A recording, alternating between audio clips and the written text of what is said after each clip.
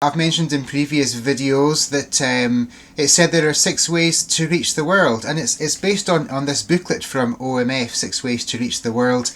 The first of those is to learn, and earlier this week I caught up with my friend Martin, who's been a part of OMF for some time, and he's also been involved in education, theological education. So I asked him to answer this question: how has learning about God's mission inspired him?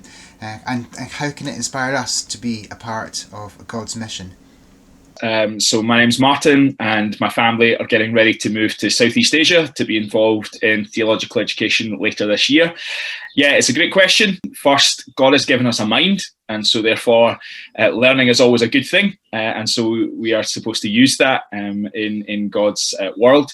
God's also shaped the world with different and various cultures, and that is a wonderful gift to us in our life. So understanding those cultures that God has made is important for us as we seek to communicate the gospel, because God desires people to know Jesus. He desires that they would come to faith and obedience in Jesus Christ.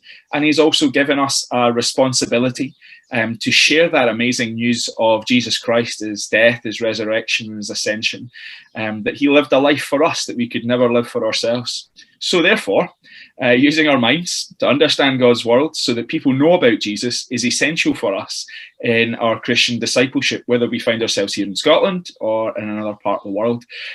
I've personally found this invaluable. Not just because it's interesting, because it's actually brought an increasing depth to my relationship with the Lord Jesus, and that is something that is truly wonderful.